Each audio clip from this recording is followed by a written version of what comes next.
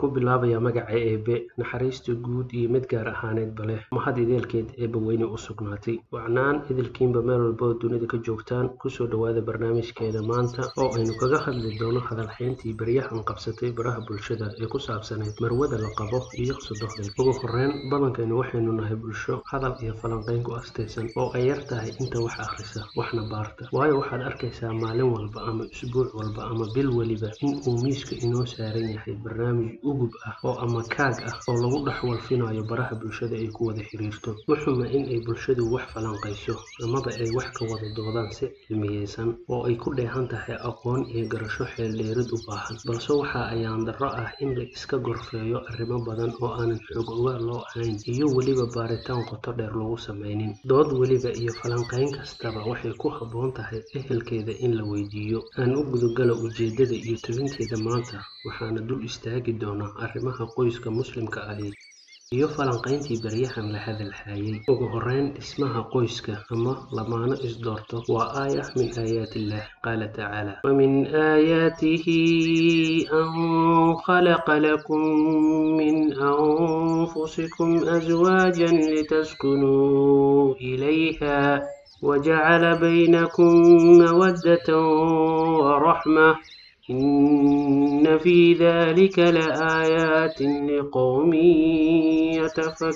يتفكرون وحوير إبوينه وحاكمده على موينكيس إبه إنه إذن كأبوري نفتينا حوين سيادس وحسشان وحونا يلي إبه إحدينا إسجعال إيو نحريس تاسينا وحا أغسوغان علامات قومكي فكري حسلست قويسك هو دقناشيو إيو مسؤوليات إي دريميان لمانها نرشن وذاقي إسجعال كان وكالقعيلك إيو daahdaha dhaxmarayo lamaanaha isqabo naxariistana waa awlaada uu eebaweyne ku manaysto adoomihiisa qaar oo sadaqa allahu id qaal lillahi mulku samaawaati wal-ardi yakhluqu maa yashaa'u yahabu liman yashaa'u inaatha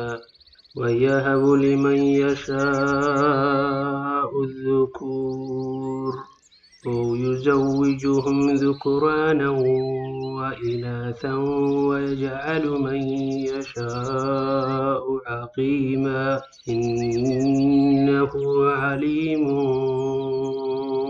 قدير wuxuu yiri eebaweyne eebaa iskale xukunka samooyinka iyo dhulka wuxuuna abuuraa wuxuu doono wuxuu siiyaa ciduu doono gabdho cidna wuxuu siiyaa wiilal ama wuxuu isku lamaanayaa wiilal iyo gabdho ruuxuu doonana wuxuu ka yeelaa madhalays eebana wax og karana haddaba dhismaha qoyska muslimka ahi wuxuu ku taagan yahay hadallada eebaweyne iyo ku dhaqanka sunnada suubanaheena naxariis iyo nabadgelyo korkiisa ha ahaatee iyo weliba sidoo kale talada iyo ducada labada waalid ee lamaanaha ku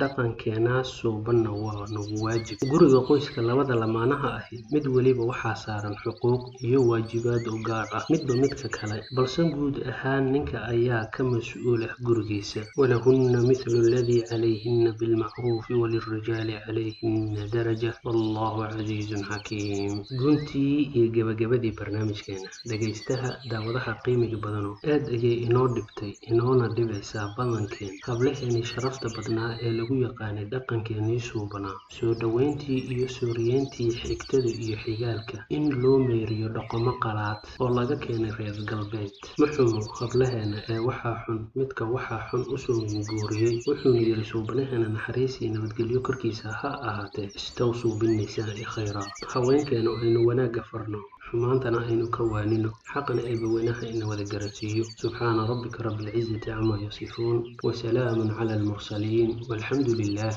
رب العالمين